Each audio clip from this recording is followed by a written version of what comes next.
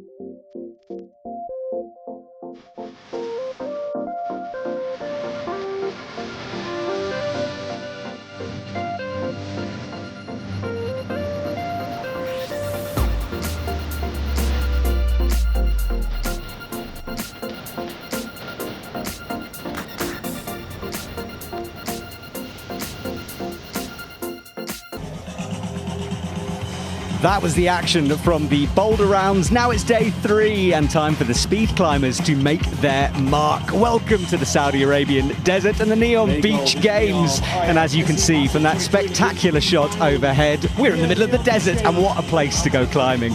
My name's Matt Groom. I'm joined by Michael Finn Henry in the commentary box. Michael, you're a Canadian athlete. First of all, commiserations for not getting through to the finals. A tough round out there. But let's have a look at our start list before we chat to you. These are the men and women who have made it through. And Michael, no surprises here, so a strong field on display. Yeah, and it's been amazing. I think that this finals is sort of exactly what we're expecting in terms of some of the best athletes in the world competing here. And so it's really exciting to watch them compete. Yeah, and you were telling me some interesting things about world records just now. For sure. So the one notable person that's missing is Alexandra from Poland. She's the current world record holder and kind of dominant in speed climbing so far. And she wasn't able to make it out to this games because she's training for the Olympics right now. And so that was important for her. All right, well, there might be world records in hand for the women, but we're going to get straight into the action right away with Patricia Colli on the right of your screen. And on the left, Desak Madre from Indonesia. And what I mean, what a first race to start things off with. Incredible. Yeah, for sure. And Indonesia here is dominant. So you can see in lane A, that typically means that you're in the first position in the race. So you're the favorite to win. So if you're on the left side of the screen, that means that you're the most likely to win. So Indonesia here will be the one to watch. Indeed. So Indonesia versus Italy. And if you're new to speed climbing, well, the rules are the simplest of all climbing sports. You start at the bottom, you finish at the top, you try not to fall off, and whoever does it quickest and beats their opponents will progress and move forward. So now the pressure starts to play as we will drop into silence in a couple of seconds while the athletes prepare and wait for the buzzers to go. You can see the projections on that speed wall just to add a bit of drama to proceedings, as if we need enough, with that backdrop there, as you can see, lit up under the night stars. Right, here we go. The athlete's turn. It's game time.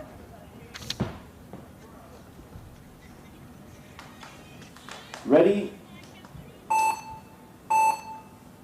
It's a clean start from both women, and Desek Madre had a bit of a slow start, but now she's starting to speed up through the middle section. Patricia behind at the moment. Desek is going to walk away with this one, and she does.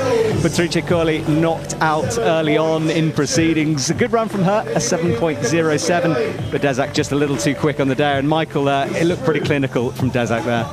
Yeah, and she, I think, is one of the athletes that is the one to watch. She, during the World Championship, did an amazing, consistent performance at a really high level. And so throughout this competition, keep your eye out for her. Exactly. And she's one of those athletes who can come back as well from behind. So it's going to be tense. Well, our first race is done, just like that. And the next two athletes are waiting. Carla Vidal Martinez from Spain and Leslie Adrian from Spain as well. Two teammates. And Michael, when teammates are against each other, I always love that. Yeah, especially this race too, because something that you need to know about Carla is she's only been speed climbing for actually 2 years. She's a bit of an anomaly in speed climbing in this sport. She's been climbing for about 12, but only speed climbing for 2. So it's amazing how far she's gotten in the last 2 years. All right, well, can the underdog come through here tonight? And we wait with those amazing projections on the screen. There is Carla. So new to the sport and already making a big indent in it. But on the left, more experienced Leslie will be fighting her all the way. The two teammates, one of them will be knocked out, one of them will walk away into the next round. So the athlete's turn. They can have 2 hands on the first hold, 1 foot on that starting pad. That's the timer. Ready? And now they look up and wait for the buzzers. And it's a good start from both women. Explosive from Carla. Look at this from Carla, but Leslie is starting to come back at her, and it's getting closer. The top might be one in the air, and it is. Leslie takes it in the air. Incredible comeback from her. And by 1,000th of a second, too. Keep in mind how quickly that is. That is something that faster than the blink of an eye. It's amazing. Incredible. Well, Leslie makes it through. Awesome from her. And this is how savage speed climbing is, isn't it? You come all this way into the desert, you do all this preparation and work, and then the blink of an eye, it's gone.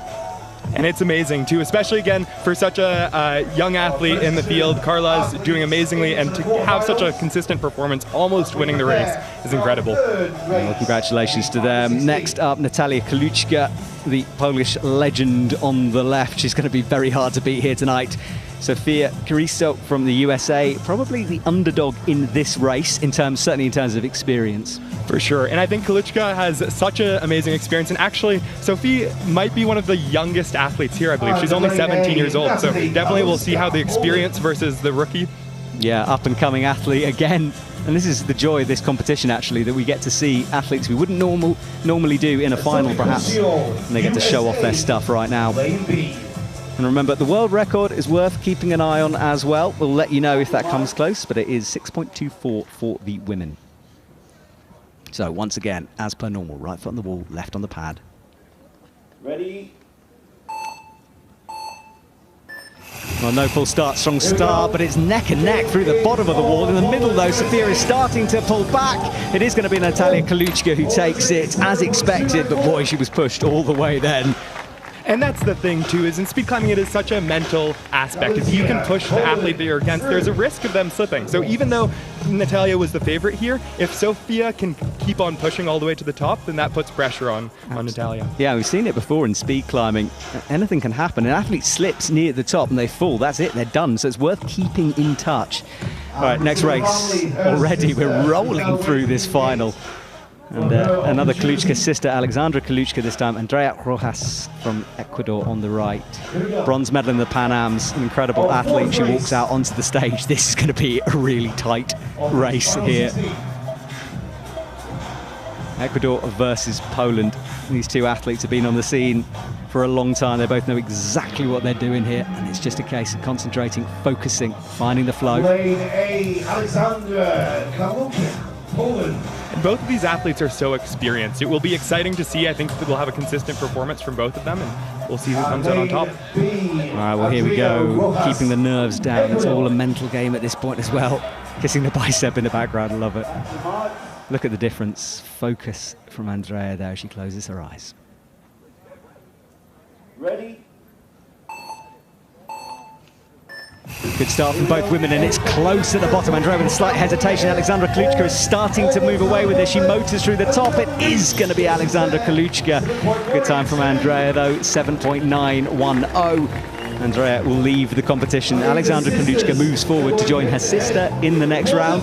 And Michael, I mean, how often have we had those Kaluchka sisters race against each other? I mean, and it's amazing too, especially because they race against each other all the time in training. But you also, again, we're missing the top Polish climber, which is Alexandra Miroslav, and she wasn't able to come to this event. But I think that the Kaluchka sisters are nipping at her tail, and I think that will be exciting to see as Polish climbers really tend to be dominant. Absolutely, yeah. It's the Polish, the Indonesians, the Chinese athletes are very strong at this sport. All right, we move on to the next round. Sofia Bellassini from Italy, Rajia Salsabilia from Indonesia. And we were in Indonesia about a week and a half ago for the Olympic qualifier, so do go and check that out if you haven't already. That Olympic series is going on throughout next year as well as we try to find our Olympians. This event isn't an Olympic event. It's more of a Masters invite only. Prize money at stake, bragging rights, and possible world records on the line. And that's why I think a lot of athletes are really excited about this event, because it's an opportunity to really push at the world record that's not available in World Cups, because you need to focus on getting through the rounds of finals, and so you need to be a little bit more conservative with some of your runners. Oh, I can't wait for that. You're teasing us for this world record, but I think we might have to wait for the men's side, because there are some potential world record breakers in there. All right, these women turn. Sofia Bellassini on the right of your screen, Rajia Salsabilia on the left. Ready? Great start from both women as they power upwards. Rajia starting to pull ahead now as she nears the top of the wall. It is going to be hers, keeps it together, knocks out Sofia Bellassini. 8.56, not the perfect run for Sofia, but Rajia looking good as she moved through. And again, these Indonesians, they train for consistency. They do up to 40 runs in one day, in one session, which is incredible volume compared to some of the other athletes. So it's great to see that training pay off. I was trying to do the maths then, 40 times 15, but I couldn't in my head. It's many meters. Yes, it's certainly a very tall climb compared to a lot of other disciplines. Well, yeah, the dedication of the Indonesians is a bit legendary. They live in a hotel outside of Jakarta. They train together. They live together. It's an intense atmosphere. All right, Anna Brozek on the right, part of that big Polish team we're so used to seeing come through. Alveni on the left from Indonesia. Yeah, that Indonesian hotel training area is incredible. I've never been there myself, but I've heard the stories, I've seen the pictures, the amount of dedication. And it's truly similar to this village environment, actually. That's sort of the thing that everyone's comparing it to, is Indonesia, their training center is very similar to the village that we've been living in while we've been in NEOM. Maybe less campfires. Certainly less campfires, but a pool. So the women turn, 2 hands on the holds. Ready? Good start from both of them. Anna Brozek, though, is slightly behind as we hit the middle mark. Alveni might take this. Oh, Anna Brozek slips and falls, which means Alveni takes the victory there. And Michael, your head went back when you watched that fall. Talk us through it. Certainly. I mean, it's so painful when athletes fall in speed climbing. You need to constantly be pushing right at the edge of your personal performance. And in order to do that, you risk falling. And so it's certainly part of the sport, which makes it exciting. And we should explain it. You can slip, can't you, as long as you catch yourself? Yes, you can slip, and sometimes you'll see races where two athletes will slip, and whoever recovers the fastest will win. But usually a slip spells doom for the athlete, so yeah, not ideal. Certainly. And tell me a bit about, actually, I'll ask you about the wall in a sec, because right now Piper Kelly is on. She is our latest, or one of our latest, but she will be a future Olympian. She won the Pan Ams in an incredible race, and she's against Mutia Nada Amanda, who is a fearsome competitor. So, Piper, I mean, it's amazing to walk away with that ticket. Yeah, and I think that that was something that she was pushing for years at this point. She's been talking about it since almost it came out in 2019 when Paris was in the Olympics in 2019 and climbing was going to be included. So she was elated to have won. Yeah, speed's got its own medals in 24, so these athletes really get to show off their true discipline, the one they're best at, and I, for one, cannot wait to see it at the Olympics. I'm so excited. Okay, the athletes are told to take their marks. Piper on the right, Mattia on the left of your screen. Ready? Clean start from both women. Nadia is slightly ahead though. Piper's struggling here. She needs to find something at the top. I don't think she's going to. Nadia Mattia Amanda takes it with a 7.3. Kelly Piper knocked out of the first round. And it was always going to be a tough one from her as she comes down back to the earth. Now, it's important to also watch when athletes put their foot on the wall without a hold, which is called smearing. Sometimes the smears will slide a little bit, and that for speed climbers is a huge loss in power, and it's very dependent on the temperature and the friction of the wall, and a lot of the athletes have been complaining that this wall is maybe not the highest friction wall, so important to watch some of the footwork there. I've heard this, I've heard people saying it's slippery. However, I've seen people do insane things on a slippery wall. And that's the thing, is the world record was broken several times over the last couple of years in the Salt Lake City World Cup, which is typically considered a pretty bad speed climbing wall in terms of friction, so it's definitely, it depends on the wall and it depends on the athlete. There we go. Well, anything can still happen on this, and I think we might have some world records tonight. We'll see. Right, Nurul Ikma on the left of your screen, Tamara Uzberyova on the right. Kazakhstan athlete. These two were competing in the Asian qualifier a while back. There is Tamara. And it's fascinating to watch the different rituals and routines of these athletes. They tend to keep things exactly the same every time. Yeah, and that's something that you train for, is if you keep consistency with your routine, you keep consistency with your climbing. Absolutely. Well, that's the plan. Let's see if they can put it into action. Ready? Chalked up foot there. Clean start from both. Tamara at the moment is starting to slip behind on the right of your wall. Nurul Ikma is going to walk away with this one. Look at this. But Tamara came back at her at the top. But Nurul Ikma, we expected her to take that victory. She's done what she needed to do and moves forward. And again, these Indonesians are so consistent that it's incredible to see, and it's rare that you see them slip, especially this early in finals. Yeah, we did have some moments during the World Champs when I think people expected them to do a little bit better. And I think that that's the thing, is the Indonesian team puts a lot of emphasis on the Olympics. And so at an event like this, maybe there's less pressure for them, but definitely at the World Championship, with that Olympic spot available, I think there was a ton of pressure on those athletes. Yeah, it was almost like they needed to sort of like have a bad comp, get it out of the way. Well, these are our standings. The ones moving forward are in yellow, as you can see. The ones knocked out in white. And this works a lot like a soccer match or a rugby tournament. Whoever gets knocked out will leave us. Whoever wins the race progresses to the quarterfinals, semi-finals, and then we'll talk about the final and small final later on. That's where our medals are decided. But lots of climbing to go before that. And in a second, we'll say goodbye to the women and move on to the men's side of the competition as we narrow this field down to those two finals at the end. And the light show has started here in the Saudi desert. And this is the men's round. Eric Neuer just squeaking in on the final spot there. He's against Leonardo Vedric, who is, well, I mean, a legend.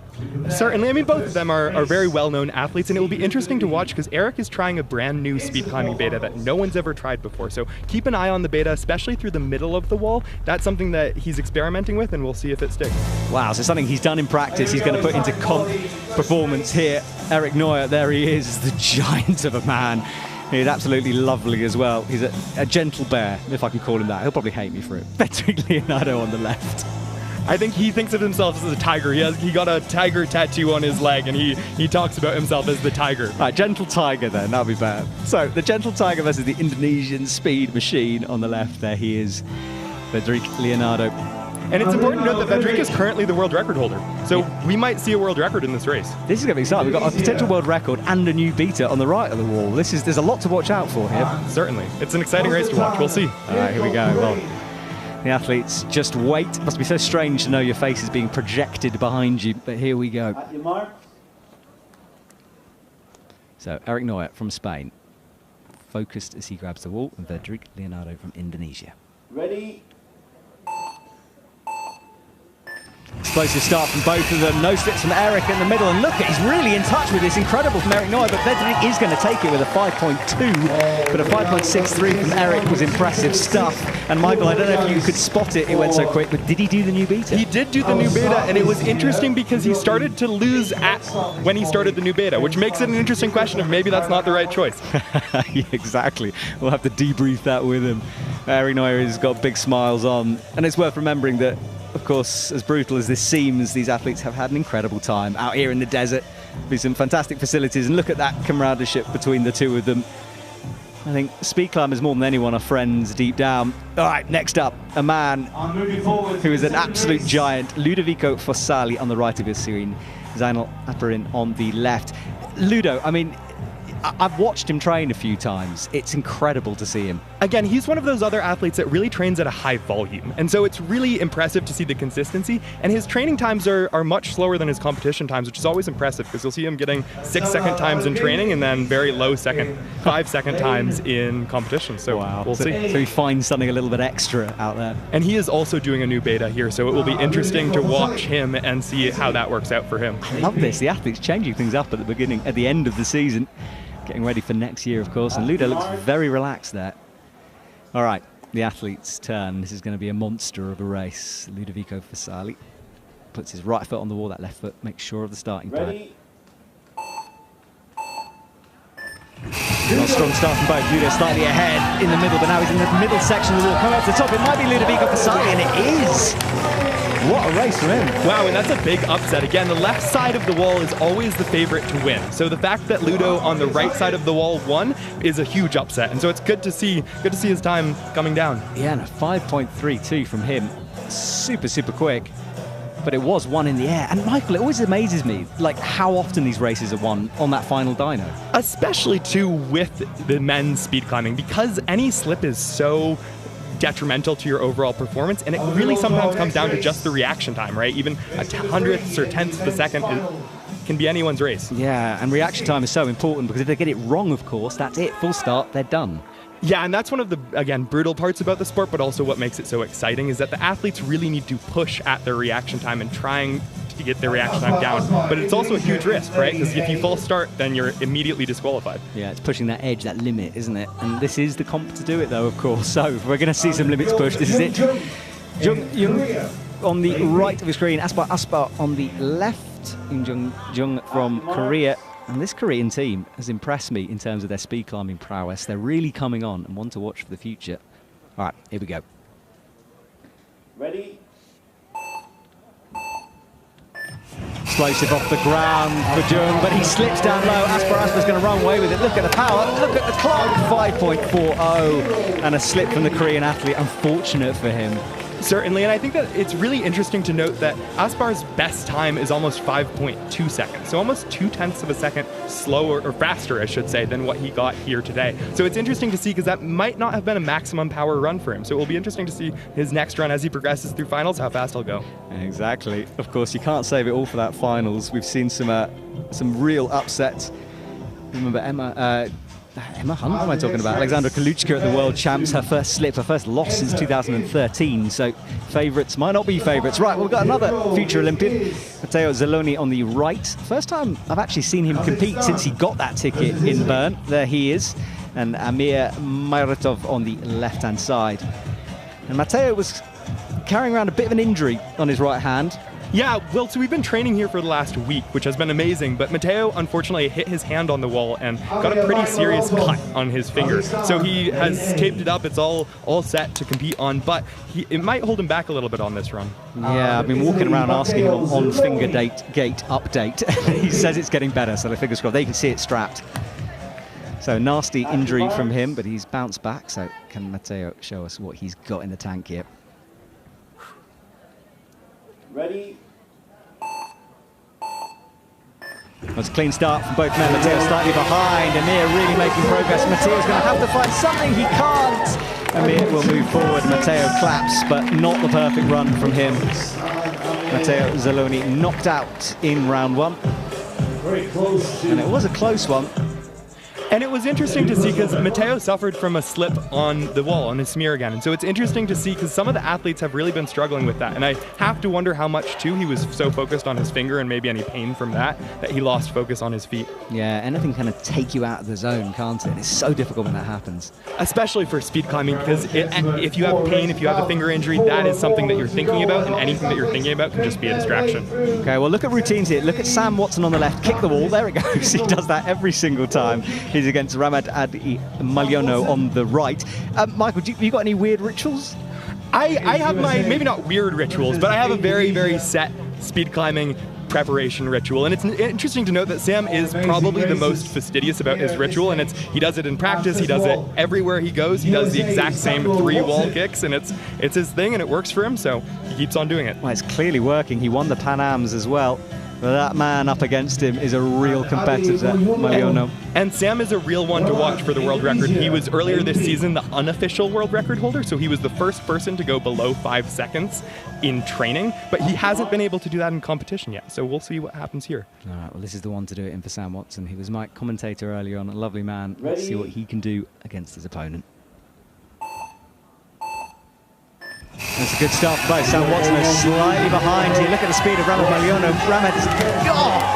Wow, that was so close. Sam Watson found something in the top section of that wall. He couldn't win, but wow, where did that come from? And I mean, that's amazing. That's sort of what he specializes in, though, is really coming in at the top. He has an average start, but his top is phenomenal in terms of World Cup performance. So it's amazing to see him almost win there. And Ramad, if I'm not mistaken, was just at the Asian qualifiers, correct? Yes, he was. Yeah, exactly. So super speedy. And won it, didn't he? yeah, exactly. And so I think that he is also probably coming off some excitement from there. And so I think it was interesting to see Sam will be disappointed not to win that race, but I think Ramad is really excited, and you could see the energy that he brought to speed climbing there. Yeah, it is. That win seems to have sort of given him a little bit extra confidence, perhaps. Who knows? But he knocks out Sam Watson. Right, Unchun Shin on the right from Korea.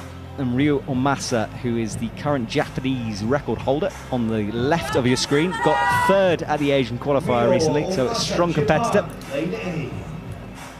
And it's worth pointing out that the athletes not wearing team kits always, they don't have to for this, as some of them, as you can see, are in the Korean kit, and others have decided to wear sponsors' logos. Unchun Shin, Korea, lane B. Unchun Shin blows in his hands. I like his background, that's good. At your mark. So here we go. Ryo Omasa takes a deep, deep breath there. Athletes approach the wall. Audience in almost complete silence here in the desert. Good start. Ryo Omasa kind of twitched his head at the last moment, but it's neck and neck as they come towards the top. Who's it going to be? And that's another one that was really won by only a couple hundredths of a second, which is amazing to see with the sport. Because also, if you look at the reaction times, the difference between their reaction times is almost greater than the amount of time that they won by. So it's an interesting sport when it comes down to reaction time like that. Yeah, Ryo Omasa had a sort of a head twitch just before he went. It's almost like he double-checked something. I don't know if that was just me seeing things that weren't there, but it didn't seem like he was quite settled at the start. And sometimes you'll see athletes do that intentionally almost. Sometimes athletes will line up and they'll have a little twitch that they do to sort of get their muscles twitching and muscles going. So maybe that was his thing there. A tactic, perhaps. Who knows? Right, Kermel Katabin on the left of your screen. Carlos Felipe Lopez from Ecuador on the right. A bit of a kick routine there as well. Yeah, and I mean, again, some of the athletes sort of copy each other and learn from each other, and Carlos was one that was just in Pan Ams and actually won the bronze medal at Pan Ams, so it's exciting to see him here. That was his last competition, so we'll see what happens at this event. Yeah, we'll go on Team Ecuador, but he's up against a fierce competitor in Kermel Katabin, and we know what that man can do as well. Hasn't had the best, cleanest couple of comps from Kermel Katabin, so we're looking for a bit of revenge here in the desert. Certainly, and he's a former world record holder, so he's one to watch again for a potential world record here. If he can keep it together, he might win a world record. All right, let's fingers crossed for that world record. They approach the wall, lights are red at the moment. Now switch to green once they touch the starting pad, and we're ready to go.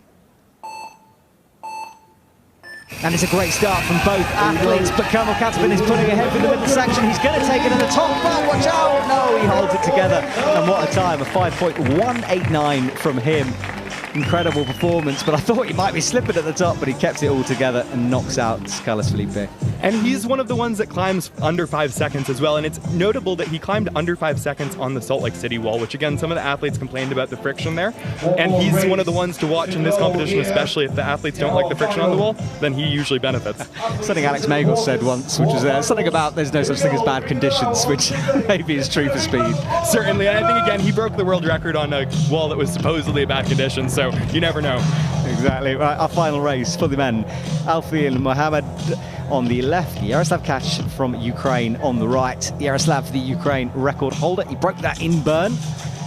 Got knocked out of the first race in Bern, but smashed his Ukraine record. And this is a man who is up and coming. Trust me. Keep an eye on Yaroslav Kach. Alfian Mohamed Fari, Indonesia, lane A. And it's really important to note that, again, another Indonesian in this race. They are truly dominant in the speed climbing world, so it's exciting to see, and he's definitely going to be one to watch. Yeah, he's up against it, though. Look how calm he looks, hands on his hips. He spent a lot of time in the last week playing chess. Just a little fact for you. Calms the mind down. Apparently so. It drives my mind crazy. All right, Yaroslav on the right foot on the wall. Alfian on the left. This is going to be tight. PB's almost identical. A good start for both of them. Look at this, neck and neck through the middle. Oh, Yaroslav has a bit of a hesitation, but so does Alfian. Alfian's lost that one on the top of the wall because Yaroslav definitely had a hesitation, a little bobble down low. And that's one of the ones to watch where sometimes the slip means doom, but other times the other athlete that you're racing also slips. And so you really can never stop pushing if you have a slip because it doesn't mean the end necessarily for the race. Yeah, we see some crazy comebacks as well over the years. So yeah, never give up. That's what we're learning from this one. And it's really impressive for Yaroslav to have gotten a sub-6 time with such a major slip as well. Well, this is the results from the first round. Again, the one in yellow moves forward. So Leonardo, for example, at the top knocks out Eric Neuer. Those will progress to the quarterfinals. From the quarterfinals, we go to the semi-finals. And then from the semi-finals, the top two will go into the final. The bottom two will go into the small final. Here tonight. That side, you people over there, let's hear you. Here we go, continuing with the quarterfinal in the female speed. Well, as our camera rotates through and the wall drops into a wonderful blue there, lit up. Those spotlights shine out onto the cliff opposite it as well. And look at the ripples on the wall created by the light. A few people have been asking me why on earth we're not climbing on those walls. Well, they're very crumbly, is the basic. Okay, well, let's have a look at the women's highlights so far from that first round.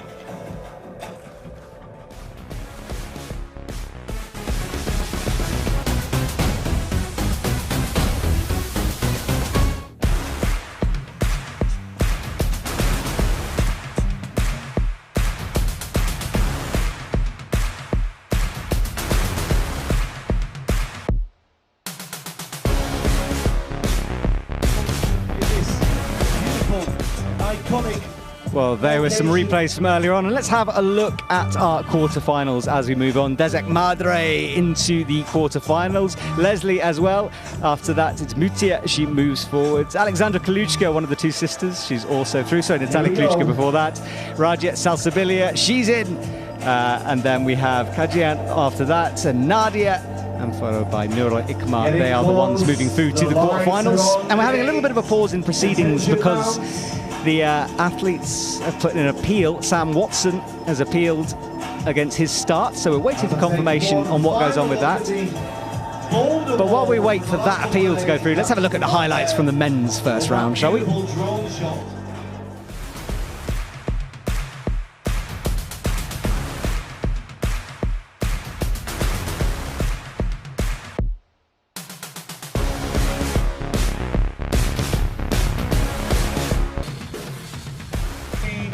Well, there we go. They were the highlights from the first round, and now it's time to move on to the second round, the quarterfinals for the women. They're waiting back in the lights, you can see on the right of your screen, and now they're in the starting gates as we move into the next round for the women.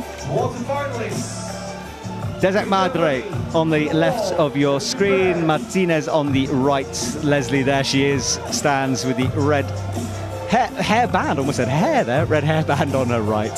So Leslie Martinez versus Desek Madre, and as we know, Desek Madre, the comeback queen, she can do incredible things from behind on this wall. So let's see if she can find something here under the night sky.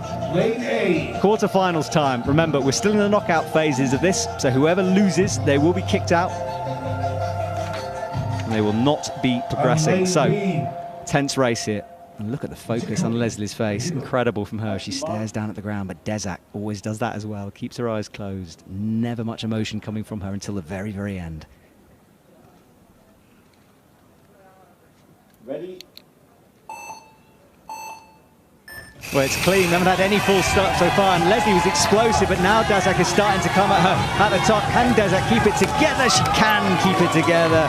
Leslie is knocked out, but boy, does she push her all the way. A 5.96 versus a 7.58. And it's important to note that that's why Desek is the world champion. She won in Bern, and she is dominant. Again, it's interesting because Alexandra Kalichka is not here, and so she's the usual world record holder. She's the usual favorite in this competition. But certainly now that Alexandra isn't here and Emma isn't here, Emma Hunt, then Desek is the favorite to win this competition. Yeah, but that puts a lot of pressure on her, doesn't it, as well, knowing you're the favorite coming into something like this. Certainly, but she's used to it, so we'll see. Yeah, she was incredible in Bern. I love the way she stays in her zone all the time. It's amazing. Well, Natalia Kalichka is versus her sister, Alexandra Kalichka, and we've seen this quite a few times. Several, and especially too, they've been racing all week together. It's their standard format. This is a race they're going to be very comfortable with. Yeah, these two seem like a team within the Polish team sometimes. They move as a little unit. And it is really interesting because the Polish team really has these three different groups, right? You have Alexandra Kalichka, who is the world record holder. You have the Kalichka sisters, and then you also have Marcin and Anna Brojak. Okay, well, it's going to be close. Natalia Kalichka. Natalia Kalichka on the left of your screen. Alexandra on the right. Alexandra, AP. So they turn wearing different, they're very identical in terms of looks, these two. Sometimes it can get confusing, but Alexandra wearing the green, Natalia the red. Ready? And it's a good start from both of these women, neck and neck, but Natalia slipping a little bit down to the bottom. Alexandra should take this, if she can hold it together. What Natalia, wow, what a comeback from Natalia Kalichka. Wow, and we've seen a lot of upsets between these two sisters. Typically, Natalia is a little bit faster than Alexandra, but oftentimes you'll see a slip like that, and then Alexandra will win. So it's always exciting to watch them race. It really is. What a comeback from Natalia there. Really fought all the way to the end, and almost in the air took that one. Great race. 7.14 versus 7.32. Remember, it's not about the time, it's against your opponent, but that time does just give us a little hint. And not a lot of love lost there between the two of them with that handshake. Yeah, and I mean, of course, they're competitive with one another. They're sisters, they're friendly, they're of course very close, but also sometimes they're competitive. Yeah, that was a steely look. All right, Raja Salsabilia versus Alvini Kanjia, two teammates against each other. And you can adjust that starting pad as she did there. And it's always interesting to watch how athletes choose to adjust their starting pad. Some of them use their feet to measure it, the exact distance from the wall, because it is standardized. So it really depends. Some athletes choose to just feel it out. Depends on the athlete. I didn't know that. So you literally measure it with your feet? Yeah, so some athletes, you'll watch them, they'll put their foot on the ground a certain distance away from the wall that is pretty standardized for them, and that's how they choose where to put their foot pad. Well, there we go. Learned something here tonight. Thank you. All right, so here we go. The athletes approach the wall as normal. Rajia just makes sure of that left foot. Now settles. Well, it's a good start from both. Rajia slightly slow, but now she's starting to pull it back, but a little bit of hesitation from her. Who's going to take it? I think it's going to be Rajia. It is going to be Rajia. Alveni is knocked out of the competition. Again, these two teammates fighting against each other. And it is important to note how consistently these Indonesian athletes train against each other. In Indonesia, they have a 4-lane speed wall, so it's 4 lanes of speed climbing, and typically they run all 4 lanes at once. So they're really used to racing in these big, high-pressure competitions. Did you see the relay speed race? It was so exciting to watch. It's always exciting when the IFSC brings in new, different formats of climbing, and so it was exciting to watch this relay speed climbing, which was a new discipline for us. Certainly unique. All right, Mutia, Nadia, Amanda on the left. Nurla Ikma on the right. And this is the final race of this quarterfinal before we move to the semi-finals. For the women, of course, we have the men's round to come after this as well. DJ ramping things up here, bit of tension in the stadium as we get closer and closer towards that final. And it's really interesting to watch Nadia chalk her shoes. Some athletes do that, some athletes don't. It's really a preference thing, but it's interesting to see how this will affect her smear. Yeah, I want to talk more about that in a second. It's something that always fascinates me. So we'll talk about that after this race, because it's something that you don't see in any other side of it. But what a spectacle for climbing this is. Look at that wall. Spectacular here in the desert. So both athletes take center stage, all eyes on them. And it's good from both of them, but it's going to be close here. They're neck and neck through the middle. It's going to be one in the top, but one of them, I can't call this. Who's going to take it? It's going to be Nadia. Nada Mutia Amanda takes that. Nura Ikma knocked out. A bit of a surprise, but a good work from Amanda. So talk to me about shoe chalking. Why on earth do they do that? Yes, certainly it's a controversial thing. Some athletes love it, some athletes hate it. Also, some athletes chalk footholds as well, which is, again, a very controversial thing. But it's something that some athletes like to get a little bit of the moisture off of their shoe. And so it's not moist here in the desert, but sometimes that little bit of chalk helps in European Cups especially, where maybe it's a little bit more moist. But it's, again, a routine thing. If athletes have their routine, they do it every time, even if you're in the desert. There we go. Well, thank you for telling us that, because, yeah, it's something you do not see in boulder and lead competitions. That. Well, we'll wait for some confirmation of the results as we spin overhead once more. The athletes all sleeping in tents on the left of your screen. And that tenting area is really quite special. It's glamping in the extreme, though, isn't it? Certainly, and they've also set up outdoor climbing for us as well, where it's all catered. They bring food to the outdoor climbing wall as well as benches, so it's amazing. It's certainly been a glamping experience. It has, yeah. They took us into the desert today. We're just as well waiting for this appeal that we talked about earlier. Sam Watson is appealed his start, so the judges will be backstage watching video evidence, trying to work out exactly what happened and if there is something. And appeals are not something we see too often in speed. No, speed climbing is very standardized in terms of the format, standardized in terms of the start procedure, so it is very rare that you see appeals, but especially Sam really has a big focus on his start routine, and so any little thing that gets in the way of that can be appealed, and I'm sure that's what happened. All right, well, that's what Sam's going through, but meanwhile, the athletes, that we can see on screen, this is what they've been doing in their off moments. Ping pong table, of course, in action. There's been chess, as I mentioned earlier, and it's a relaxed atmosphere, isn't it, Michael? Yeah, it's been a great atmosphere. It's exciting for all of the athletes to be living in the same village. Typically, we don't get this experience at World Cups. Athletes are in different hotels, and so it's been a great sense of community for the athletes. Yeah, it was interesting walking in for the first time and looking around, because it felt like a sort of a holiday climbing camp to me. A lot of people have compared it to Survivor and sort of the feel there, and it definitely is exciting. Like you said, there's been a chess tournament amongst the athletes going on, and right now Sam is winning, so certainly we'll see how that turns out. Wow, well, there we go. Put some money on Sam Watson if you're a chess betting person. Is that a thing? I have no idea. But let's talk about conditions here a little bit, because obviously in the desert you'd think it would be very hot, and yet this evening, for example, it's chilly. And a lot of the athletes have really liked it because the wall is warm but not too hot, and that's something that the temperature of the wall often dictates how you speed climb and how, again, those smears stick. And so it's a really good conditions for that. And then also it's easy to warm up because it's warm when you start warming up around 4 o'clock, and then by time you're competing it starts to cool down, which is really good conditions for speed climbing. Yeah, and you often see speed climbers wearing extra big jumpers. I see Eric Noy with gloves on all the time, so keeping warm, presumably that's just all those muscle groups that need to be active. Exactly, and because speed climbing is such an explosive sport, you really have to be almost perfectly warmed up in order to do it. And so it's really exciting to sort of watch how different athletes tend to stay warm. Yeah, keeping warm is important, and the warm-up routine for speed climbers is amazing. They're running around backstage. It's very different from a boulder and lead. Well, while we wait for this appeal, we're going to check out the highlights from the women's quarterfinals.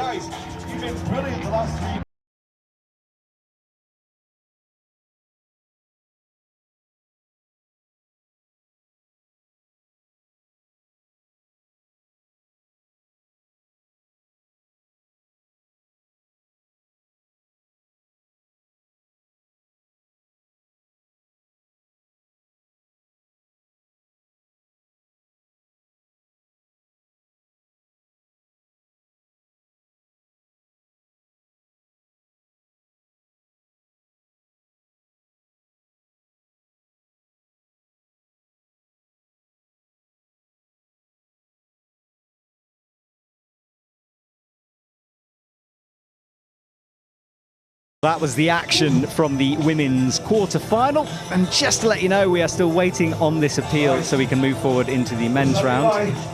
And I can let you know that the appeal has been rejected, so Sam Watson will be knocked out of that first round. It was to do with the starting buzzers, that's all we know. So let's have a look at the next round for the men. Those athletes moving forward. And the first round will be Vedrik Leonardo versus Ludovico Fossali, and what a race that's going to be. I mean, Team Italy against Team Indonesia. Italy's so strong at the moment. It is a tale as old as time, and you can see there's an Indonesian athlete in almost every single race, so they are really dominant. But then again, you have the world champion in speed climbing right now, Matteo, who unfortunately was knocked out earlier, but he's from Italy. You have Ludovico Fossali, who is a world champion threat. He's made podium at the World Championships multiple times, and so it's exciting to see. Exactly, we know how quick he can be on his day. So the walls turn red just to hype things up a little bit.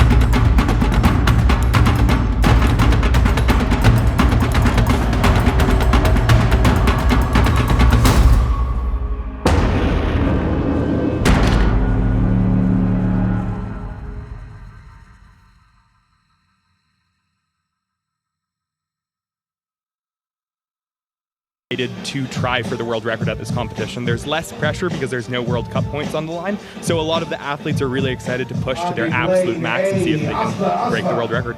There we go. Aspar from Indonesia is on your screen on the left-hand side. And on the right from Kazakhstan is Amir. Stands, gets clipped in. And Aspar is currently the oldest athlete in this round, so it will be exciting to watch him again, a real veteran, so we'll see how he performs.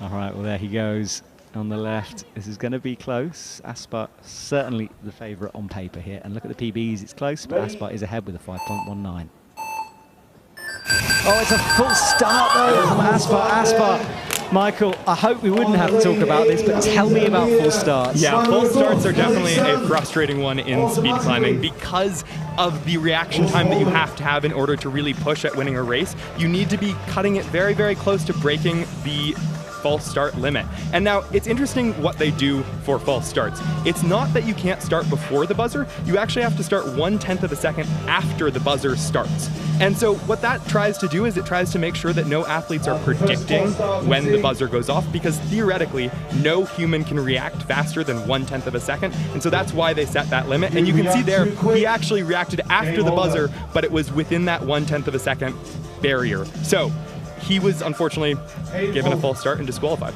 That sound of the beeps when it's a full start, I dread that sound, I really do, because it's such a savage moment. And it's part of the excitement of the sport, though, is the fact that you need to be pushing, but also in order to be pushing, you're risking disqualification. Yeah, risk is everything in speed, more so than really any other discipline. All right, we move on. Ramad Adi Maliono on your screen there, sporting his iconic, I think we can call it a mullet look. It's just an amazing haircut, and he's so quick with it as well. And he's up against his teammate Yoon Shin from Korea. According to him, the haircut is inspired by Sonic the Hedgehog. No way, really. And so that's sort of what his spirit animal that he tries to go for. That is brilliant. I'm going to talk to him about that afterwards. Right, here we go. Next race. Ready? Well, it's fast from both of them. Mia had a huge moment down there, but so did Yun Shin. But Yun Shin should be able to take this, but Mia came back. How did Ramad take that? Adi Malyono Ramad, just unreal, but I think he's hurt his leg as well. He's desperately grabbing that left leg. I think it's cramp he's got. He's kind of half laughing through it. I think he just wants to hit the deck and stretch it out. You can see he just needs someone to stretch that leg for him. I hope he's okay. He was kind of grimacing and smiling, but it is now looking a bit more serious, maybe. Yeah, he is in a bit of trouble there. So not what we want to see, of course, an athlete, but what a comeback from him as well. I mean, what a dramatic round. Certainly, and with only 0.04 of a second difference between their runs, it was quite close, and certainly we'll hope that he can make it to the next round because he's such a fast athlete. Yeah, that was it. Immediately grabbed that leg. He's now standing up on stage, looking a bit better. It looked to me to be cramp, and he's certainly walking a bit more easily now, but whether he can go back and get some physio and come back out, we're going to have to wait and see. And as I sort of mentioned earlier, especially with the delay with the appeal, athletes really struggle to know how to stay warm for that. And in order to speed climb, you need to be really almost perfectly warm. So it definitely was maybe something there where it was a cramp because he wasn't correctly warmed up. Well, drama here in the desert. What a way to finish off these 3 days of climbing. Our final race for the quarterfinals. On the right, Yaroslav Tash from Ukraine. On the left, it's Kermel Katabin. And Yaroslav had a fantastic first run. I mean, it's going to be a big one if he can pull this off. Certainly, and again, Kermel is the former world record holder, multiple-time world record holder. So Yaroslav, I think, is really going to push really hard at his limit. So we'll see. It will either be a best time for him or a slip. All right, well, let's find out. Everything on the line here. You might as well just go for it in this last race, the last comp of the season. Ready?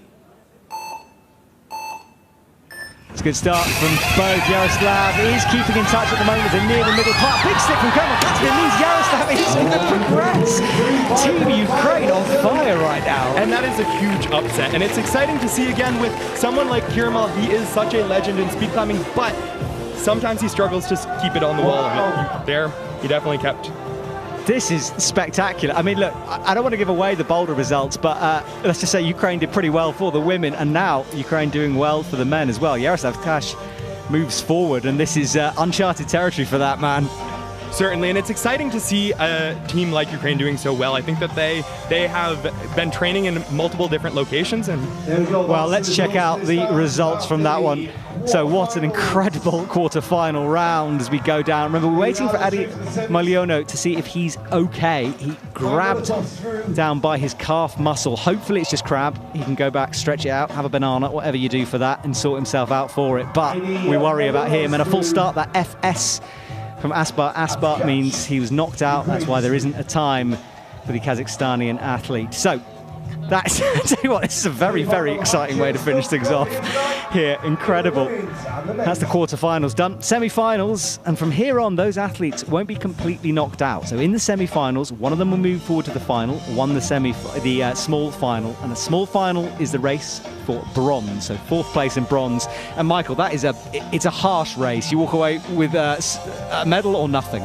Certainly, and especially at the World Championships this year, the top 2 qualified for the Olympics. So the 2 that were racing were the ones that just missed out on qualifying for the Olympics, and it was brutal to watch them need to come back out and race against each other again. And also, it's good to finish on a win, right? If you are just knocked out of qualifying for the Olympics, it's exciting to be able to recover and win a race there. So we'll see a lot of athletes really pushing for that bronze medal. Absolutely. Okay, well, that is to come quite soon. And the women's semi-finals will be up first. The women's starting things off. Well, it was an amazing round. Let's have a look at the men's quarter-final highlights.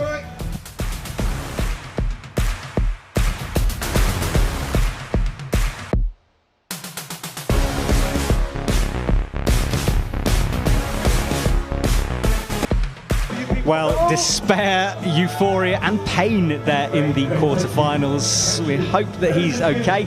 And you were mentioning, Michael, world-class physio team here. Oh yeah, and it's been incredible. A lot of the athletes have utilized some of the physios. A lot of them are from France and Italy, so they've been amazing so far.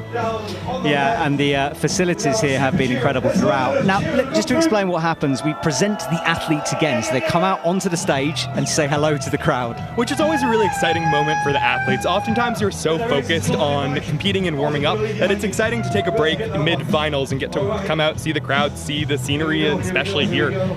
Yeah, and I think they deserve it as well. I mean, you know, we talk about speed climbing, the fact that you have to travel a long way for what is comparatively a very short time climbing. So I think if you get this far, you deserve an extra round of applause. Especially too with the speed climbers, because we've been here for a week, training a lot. It's been an exciting environment, and it's so fun to see your friends around in the area. So it's going to be a good experience for the athletes. Well, we're looking now at the women's quarter-final results. Slightly less dramatic than the men's, but still a couple of upsets along the way. Kaluchka sisters, well, knocking each other out really on that one, and no love lost between those two in that moment. And in the semi-finals, so those women will progress to the semi-final, and then of course the final and small final after that. And Michael, look, while we wait, this is your last competition, isn't it? Yes, for me this is sort of my last competition. It will be a good way to go out, especially here at the NEOM Games, and I'm excited to have had this experience with all the athletes.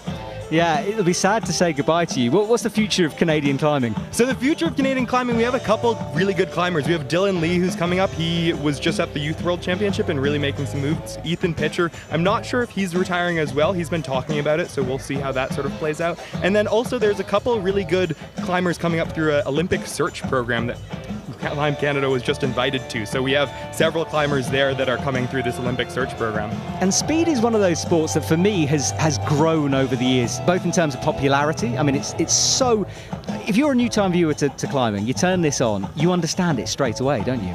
Yeah, and it's exciting because so my coach is the two-time world record holder Libor Hroza, and in 2014 he broke the world record at 5.7 seconds. Now the world record is almost a second faster almost, and so it's crazy to see how much the times have come down, how much more competitive the competitions have gotten. It's great to see the sport grow. Yeah, and you know, people say, look, it's just one route, it's the same thing every time, and I always just point out to people, well, what's the 100 meters then? I mean, it's exactly the same, surely. It's people pushing their bodies to the absolute limit. Well, that is what they'll have to do, is push it to the limit. So now it's time for our presentation here. These are the athletes who have made it through to this round, and you can imagine what's going on back there. Nerves will be on, headphones hopefully blaring out some kind of psych music, trying to shut themselves out and keep in their own zone. And the suspense, well, everyone's keeping us in suspense. I'm in suspense in the commentary box. Certainly, and it's been an awe-inspiring competition, as with the mountains all around, they're dominant in terms of the landscape, and so definitely adds to almost this feeling of suspense with the lights on the wall and the mountains behind us. Yeah, true drama, isn't it? Well, the lights are blue at the moment, apart from the red starting lights on the speed wall, and of course the clock at the top. That stays red if you lose, it goes green if you win, and often you see athletes register the colour quicker than their own time. Right, here we go. It is time for our top four for the women, as we wait for the athletes to come out. Desek Madre from Indonesia, the world champion, and that look on her face, I guarantee, will not change unless she wins, and then we might see a smile. She's so good at staying focused and in her zone. And she was the only athlete to go sub-7 in the last round, so it's exciting to watch her. Absolutely, so one possible favourite, but Natalia Kaluchka knocked her sister out, and now she's up here. Big smile on her face as she looks back at her own face on the wall behind us. And Raja Salsabilia is next, another Indonesian through this incredibly strong team, performing again and again. And her teammate Nadia is about to walk out as well.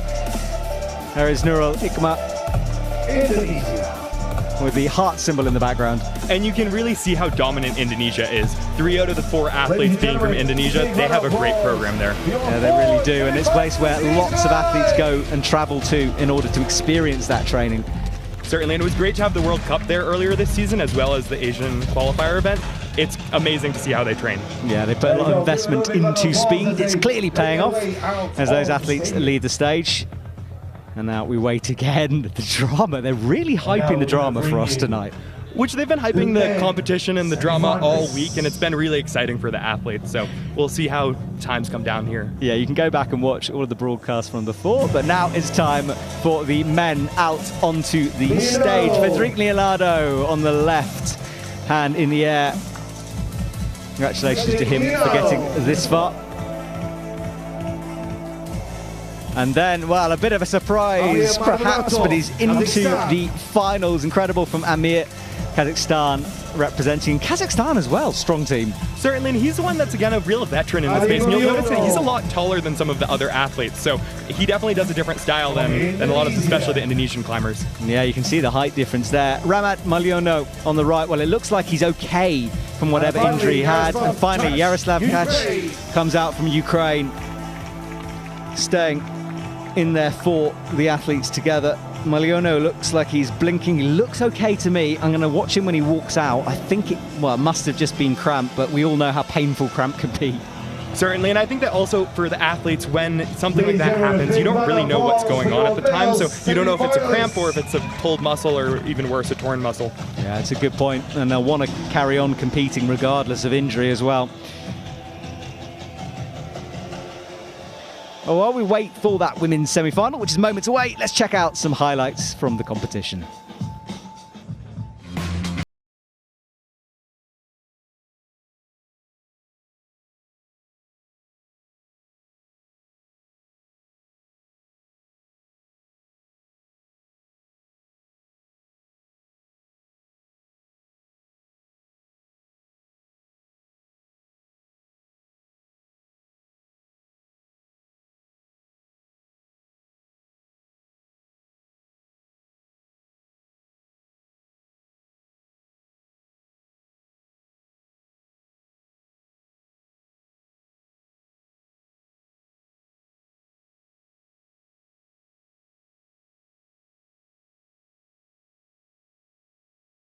And now we are ready almost for our semi-finals. Remember, at this stage, although the winner will progress, the loser is not knocked out.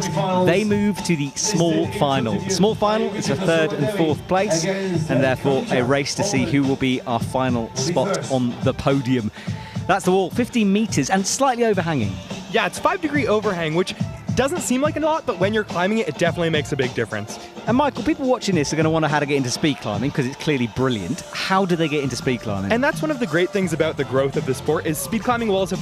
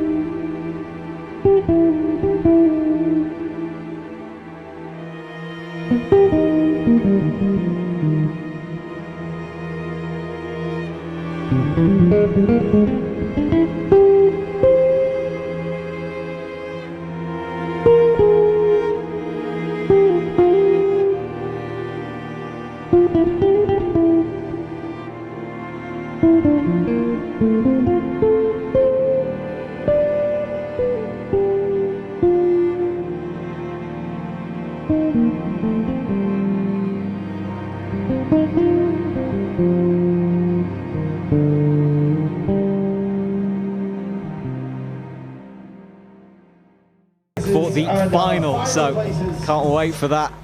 The athletes leave the stage, big smile on her face there as she goes. In fact, big smile on both their faces. Wow, what a round. We check the results. Desak Madre moving forward, beating Kluchka #2 out there, and then Raja Salsabilia versus Nadia there for the round. So the women's are done in terms of the knockout rounds. They wait now for the final and small final, and we will flip over to the men's side of things as we get ready here. And then the final for the Gold, silver and bronze on the line, and this is confirmation of the men's. Vedrik Leonardo versus Smir from Kazakhstan, and Adi Ramad Malyono versus Yaroslav Kash. And let's see how Ramad does. He, again, just had that injury, so in the next race, we'll see if that affects him. Yeah, it's going to be interesting. We'll have to hope he's recovered in the time. He has had a bit of time to get over that. All right, Vedrik looks up, really gripping those first holds, bouncing up and down with the elbows. And especially in the final, semi-final round, because you get to another race if you slip, a lot of the athletes really push harder to get good times in this. And again, Vedrik being the current world record holder, this might be the time where you'll see him break a world record. Yeah, indeed. He's up against Amir, though, and Amir, bit of a surprise here, but he's doing well, and you never know his speed. He might just get this. So, here we go. The athletes approach for their final time to see who can get through. It's a strong start from both. Amir was ahead, but he had a big slip down over. Vedrik Leonardo is going to run away. Amir drops out of sight. What a time, a 5.065. Yeah, and again, you can see that he was really pushing for the world record there. And if his reaction time was just a little bit faster, so that's a slow reaction time at 0.2 of a second was what his reaction time was. If it was just a little bit faster, 1/10 of a second is typically what athletes aim for.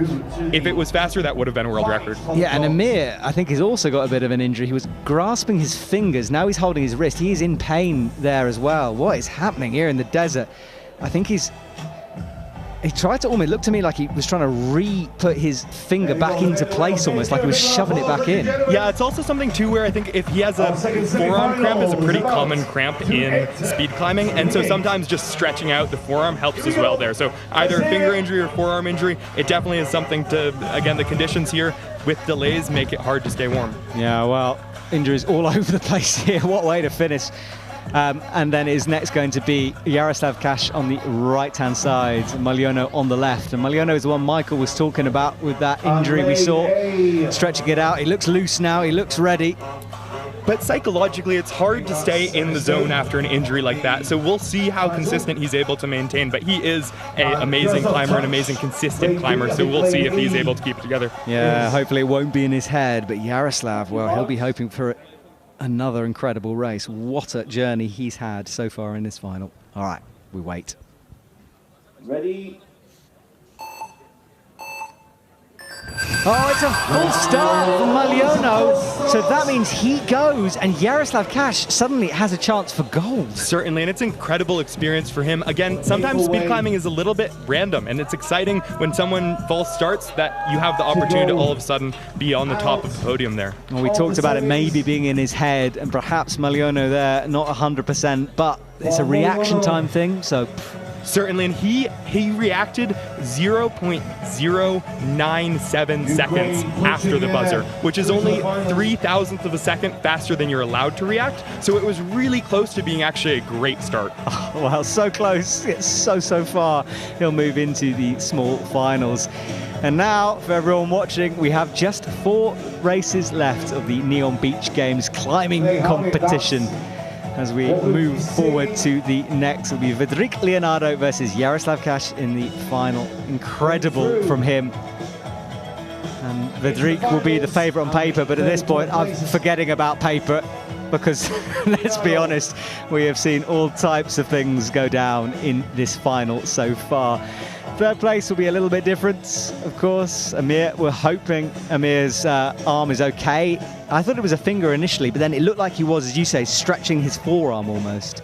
Certainly, and it's going to be an exciting race between the two because both of them have suffered injuries in this final round, so it will really be a test of who has the most mental stamina there. Yeah, indeed, it's two of the injured athletes against each other, so maybe a bit slower, but they'll be fighting all the way for sure. And I can't get over this Jaroslav and Leonardo final. Well, before we carry on, let's look at some more highlights from the action.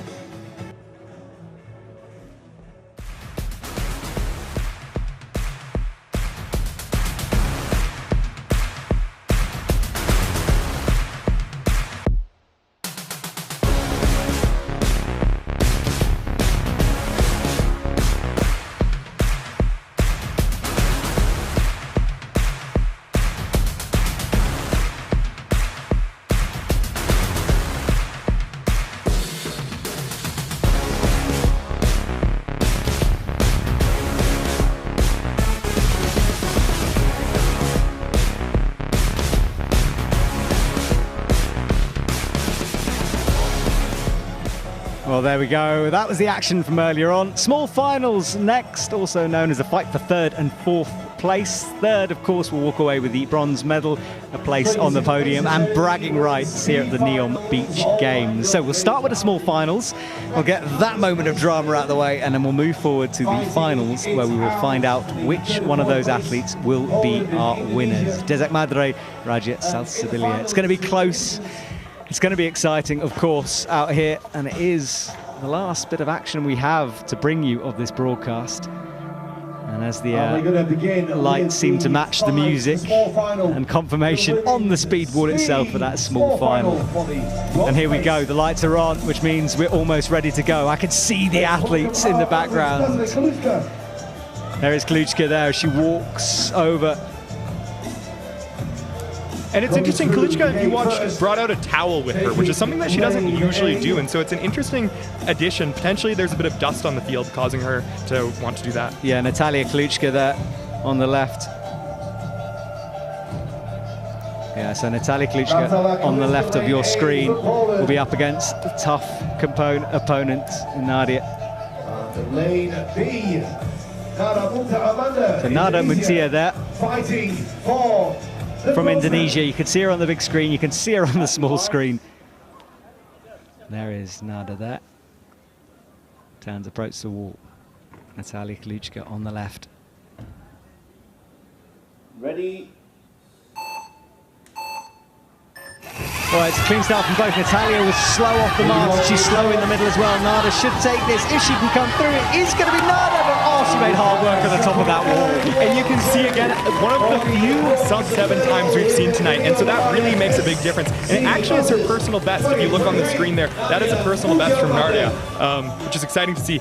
But interesting note that Natalia was very slow off of the buzzer, almost 0.3 of a second reaction time, which is the average human reaction time, but for speed climbers, that's almost an unacceptable reaction time in competition. Oh, you could see what it did to her. She was so slow for the beginning of that section, but then Nada made hard work at the top. Natalia really coming back at her. Certainly, and you have to wonder if maybe something was in her head, if there was a distraction that happened behind the wall or when she came out that might have thrown her start off. All right, well, that's the women's small final done. We'll flip over once more to the men's small final, and the two injury-ridden athletes will be against each other. And it looks like Amir's finger is all right. He's still shaking it out, though, that right hand, so it's probably not 100%. Certainly, and you have to wonder if both of these athletes have suffered from cramps. What might be causing that? I wonder if it's the temperatures. Again, these huge temperature fluctuations in the desert might be something that's messing with the athletes' warm-ups. Yeah, it's true. I mean, they're out there in shorts, sleeveless t-shirts. It might be cold, so that'll be interesting. It might just be one of those things as well, but whatever, they will put that to one side. Pain is not an option for these athletes. They won't care about that. I've seen speed climbers with horrendous injuries. And it's funny.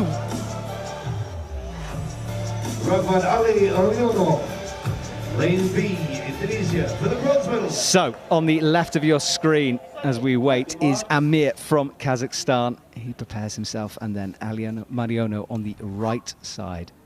So, we wait. And it's clean from both. Amir at the moment is behind. There is going to be Mariano, who that injury isn't really doing anything to stop him, and he does take it. Amir actually misses the pad at the top. But Mariano will move forward and take that bronze medal. Certainly, and both of them had fast reaction times, which is usually a sign that the athletes are mentally focused and ready to go. So it's great to see how they were able to handle their injuries and continue on at a high pace. Both of them look beaten up there on the stage. Mariano was hobbling. Amir was stretching his arm as he came down. Look at them. They're just battered warriors, those two. And it's funny because the graphic that came up of Amir before he speed climbed was a graphic of him eating his finger in a magic trick. And so it's interesting maybe if he was foreshadowing something to come with that graphic. Who knows, eh? Predictions on the video graphics. Maybe. Okay, well, it's finals time. This is it, the pinnacle of this speed climbing competition. Although 2 medals will be given away in this race, of course, gold is the only one that they want in their suitcase on the way home. That silver medal will be a commiseration afterwards, but right now it's all about the gold. As we check the results from the women, Kluchka getting knocked out, Amanda moving forward, taking that gold. That's gold, goodness me, bronze medal, similar to gold. And it is notable that Dezak will be the strong favorite here, but the entire podium is Indonesia, which shows how dominant they are. It's true, it's a lockout, isn't it, at the top? And that's not an uncommon thing in speed climbing, to see an all-Indonesia podium. Well, we are ready for this. The tension starts once more as the DJ drops the tune, the darkness descends before the light comes on. Seconds away from this final. Here we go, the lights are on, we're ready to go. Dezak Madre out first, Raja Salsabilia on the right of your screen. Dezak Madre, probably the favourite on paper for this. The world champion can deal with this kind of pressure, but tonight is a bit of a weird night. There's something in the air, so who knows what's going to happen. Certainly, and again, this is a race they're very used to.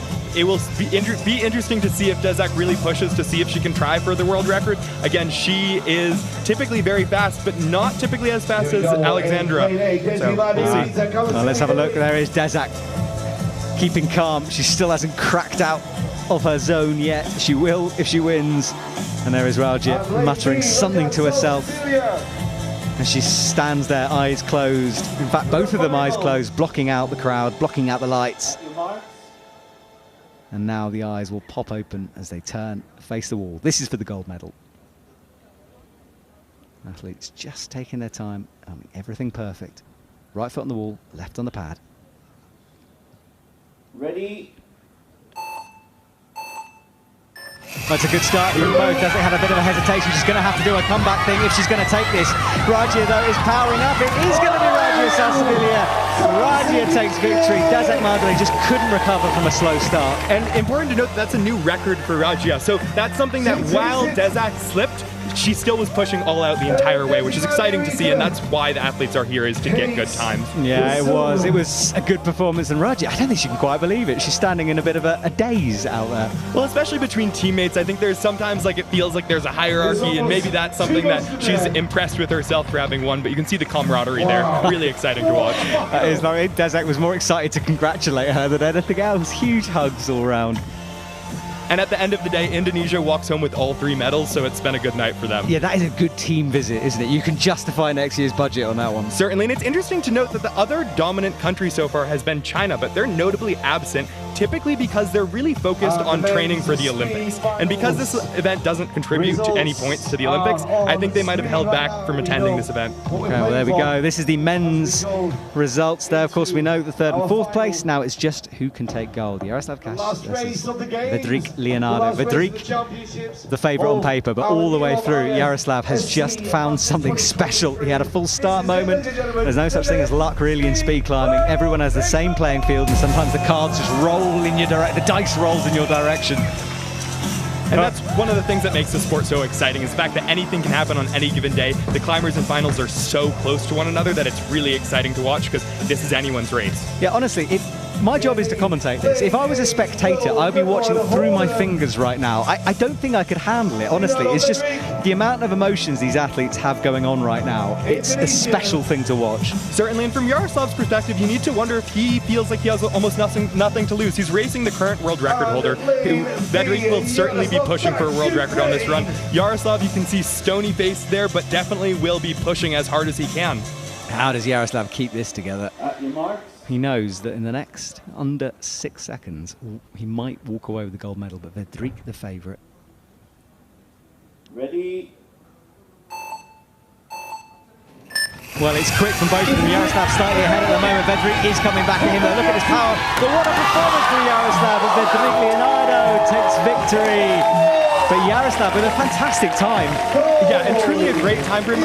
Only a tenth of a second off his world record, or his personal record, I should say. And then same thing with Vedrik, only a tenth of a second off the world record, and it was truly in the reaction time that he missed out. If he had reacted just a little bit faster, it would have been a world record for him. Incredible. Well, the two athletes greet each other, and I tell you what, Jaroslav is going to be over the moon about that one. And Vedrik Leonardo, though, huge smile on his face as he leaves the stage. A final wave. We will, of course, see them again for the podium later on, and do stick around for that, because it's worth celebrating with our athletes. Michael, what an incredible final. Certainly, it's great to see some of the athletes here winning. I mean, Vedrik is obviously dominant right now, having the world record, but Jaroslav really was a surprise. Well, this is confirmation of the women's results. Rajia Salsabilia taking victory with a 6.72, beating her teammate Desak Madre. And Klička gets knocked out, she's down into fourth. And Nada Amanda will take that bronze medal. And we have interviews to come in a couple of minutes with our winners. But let's have a look at the men's before we do that, shall we? Wow! So, your winners, Vedrik Leonardo, fantastic, close to the world record with a 5.077. Jaroslav Kaš should be proud of himself, 5.347. What a time from him. And then Amir in third place, incredible, and Adi Maliono after that. Well, what a round. Certainly, and it's exciting to see again Jaroslav doing so well. He's surprised here. I believe this is his first podium, so it's a great experience for him, I'm sure. Yeah, it really is. And we saw the emotions from Team Ukraine the other night, and it is worth remembering what that team go through just to be here. Not a place you can train in your home country, and a lot of those athletes displaced. Well, let's throw down to Fraser with the women's winner. Rajia, many congratulations. Just how happy are you feeling right now? I'm very happy tonight because I can it's hard to put the emotions in. Yeah. to have performed as well as you did, how pleasing was that? How happy with you with the way you climbed tonight? I'm happy because I can be a champion in a beautiful place in NEOM. And how did it feel to win against your great teammate as well, Desak? Yeah, I'm very happy because my team good. Everyone did so well? Yeah, well, good rest today. Congratulations. Go and celebrate and enjoy the gold medal. Ladies and gentlemen, your women's champion. Thank you. Thank you so much. Well, congratulations to her. So emotional. It's hard to process those feelings, especially when someone shoves a microphone in your face, but incredible from her. Awesome for her to walk away with the gold medal, and what a way to finish the season. I mean, that's what it's all about, isn't it? This kind of a finishing on a high. Certainly, and that's the fun part about this event, is that because there are no World Cup points on the board for this is something that the athletes really can push themselves, and it's really a celebration of everyone getting fast times at this event. And so everyone's been training together and having fun. All right, well, we found the winner of the men's. Let's go down to them. Vedrik, congratulations. How happy are you feeling right now? Thank you very much. I'm very happy tonight. Like, I do my best, and thank you for everybody comes here. We a lot of fun here, and I'm enjoying the competition. Thank you very much for Saudi Arabia. Everybody was expecting you to do well in this competition, but coming here to a new venue, did that add some extra pressure for you? No, there's no pressure. Like, I'm just happy in here because I believe I can do best in this year. A top time of 5.077. You were so close to maybe getting that world record. Were you thinking it could be a possibility tonight? Yeah, it's possible, but yeah, I do my best. 5.0 is okay for me. Thank you. And everybody seems to have really enjoyed themselves here in NEOM. What memories will you take away from this competition here? I'm puzzled. You've enjoyed it. Congratulations, well done. Ladies and gents, your men's speed climbing champion. Well done, Vedrik. Thank you very much. Well, congratulations to Vedrik. While we wait for the podiums, let's watch all of the action that we see this evening in some highlights. Stand by, enjoy.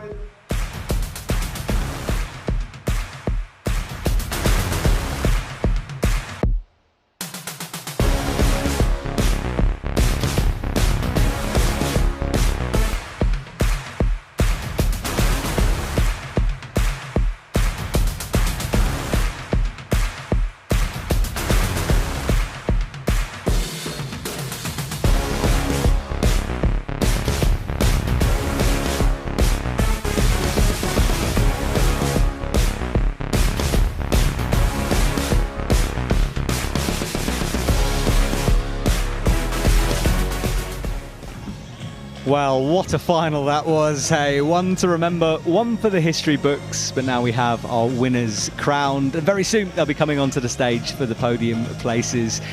And I've been joined all afternoon, all evening I should say, by Michael here from Team Canada. So Michael, what's next for you? Where are you headed off to? So yeah, next for me, I'm retiring from speed climbing and moving on to a PhD at Harvard in mechanical engineering, which will be a lot of fun. So wow, looking forward to that. I'm very impressed. Thank you. To me, it's climbing is like an engineering problem, and so I love sort of the engineering aspect that you can apply to speed climbing. I've been working with a group out of Austria that has an AI computer vision software where you take a video of speed climbing and it gives you all of the data with actionable recommendations. When that happens, please send it to me. Yeah, well, I've been sharing it with a lot of the athletes, and it's been the talk of the camp so far. So it's exciting to see sort of speed climbing move into this new generation of data-driven approaches. Absolutely, and with a sport with margins as fine as they are in speed climbing, I think we're going to need technology to kind of catch up with the sport. Certainly, and that's the fun part about it too, is there's a lot of marginal speed climbing, but sometimes you'll see big steps with beta in different sequences, and that makes a big difference. Okay, well, we're going to cross the I's and dot the T's, or the other way around, I should say, as we check out the men's results. This is the final results of them all. Yaroslav Kash just knocked out. What a time from him, 5.347, and then Vedrik Leonardo, 5.077. And Adi Mulyono taking the victory there, the third place. Amir knocked out into fourth. That is all the results from this evening. Those 16 athletes whittled down. And of course, we did have the qualifier earlier on. So if you have watched this and you want to see more speed climbing action, well, you can go and check out the qualifying process. The athletes having 2 runs, and they're against the clock on that one. So you take the best of the 2 times, and that best time progresses forward. So that was earlier on this afternoon, and before that, well, the last couple of days have been brilliant, haven't they? We've had Boulder for the men and women. And before we go on to the podium, the women's results, the final confirmation. Rajia Sansabilia, what a performance from her against her teammate Desak Madre. Gold for Rajia, and then Kaluchka, she has to settle for 4th place. Nada taking the third place, the bronze medal for her for the women's side of things. These athletes have been through a lot over the last couple of days, practicing in the desert heat, and what an amazing venue it is. I mean, look at NEOM. They've done an incredible job, not only looking after the athletes, the volunteers, the workforce, but they've created this. I mean, Michael, we went stargazing the other night, and there's cliffs lit up everywhere. And it's truly been an inspiring venue. I think with the mountains all around, all of the athletes are thinking about climbing all day. And so it definitely is something to see. The climbers are all living together and really inspired by it. Okay, well, it's time for our podium. Let's go to our MC.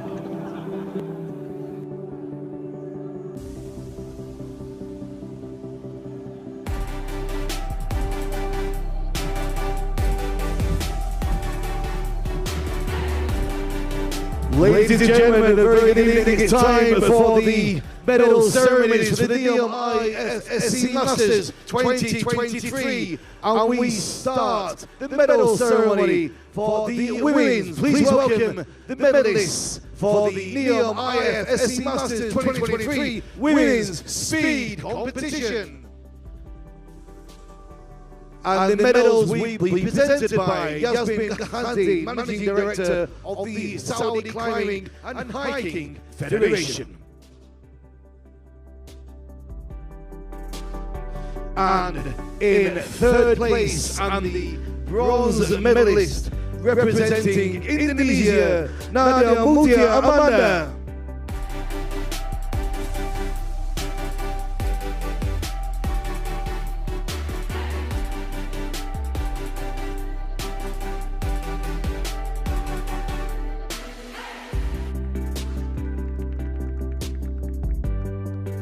And the silver medalist, second place, representing Indonesia, Desik Madi Muta Kasuni Deswi.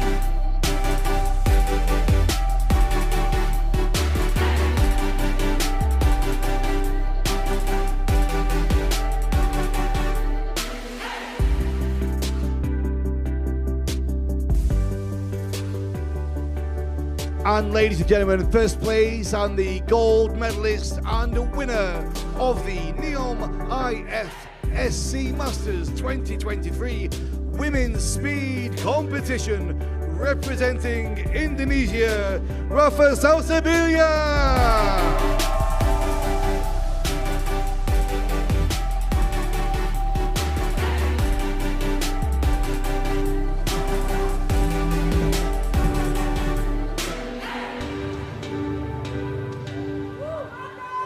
Ladies and gentlemen, please rise for the national anthem of Indonesia.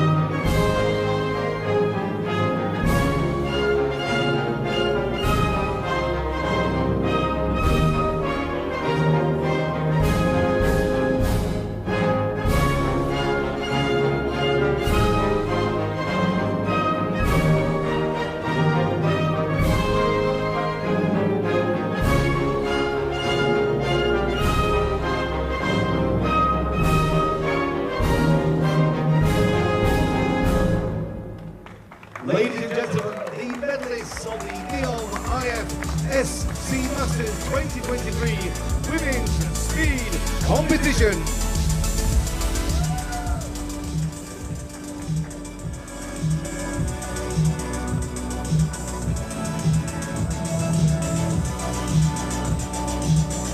Well, congratulations to those podium finishers. Awesome scenes, those very weighty looking medals hanging around their neck.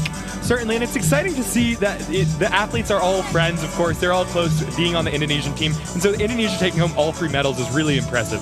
Yeah, they will be going home with happy hearts. Congratulations to a fantastic season for Team Indonesia. They'll be back strong next year as we progress towards the 2024 Olympics. Just saying that makes me excited. I can't wait. Certainly, and it's impressive to note that Dezak is the current world champion and booked an Olympic ticket, so it's exciting to see her on the podium as well. Yeah, we could be watching a future gold medalist. Who knows? Well, we're seconds away from the men's podium here as our very brave drone operator navigates the mountains, and this is our confirmation once more. So we're going down to the MC now for the podiums for the men.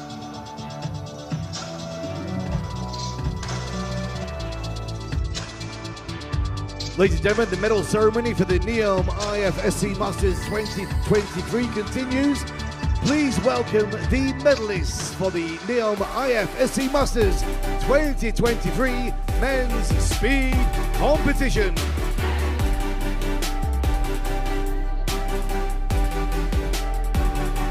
And the medals will be presented by Mr. Pierre Yu, Treasurer of the International Federation of Sport Climbing.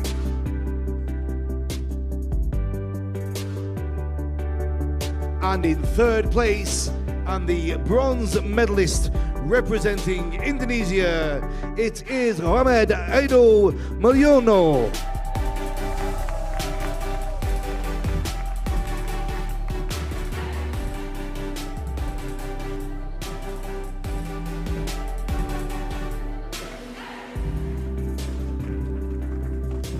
And in second place, and the silver medalist representing Ukraine, Yaroslav Tsiak.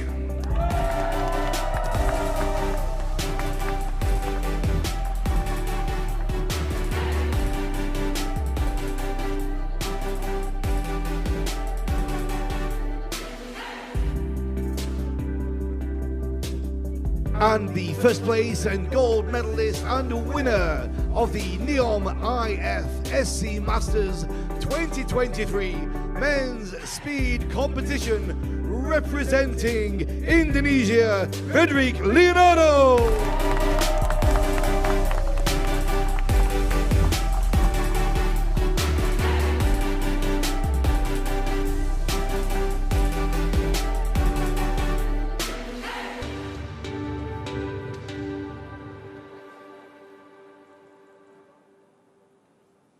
Ladies and gentlemen, please rise for the national anthem of Indonesia.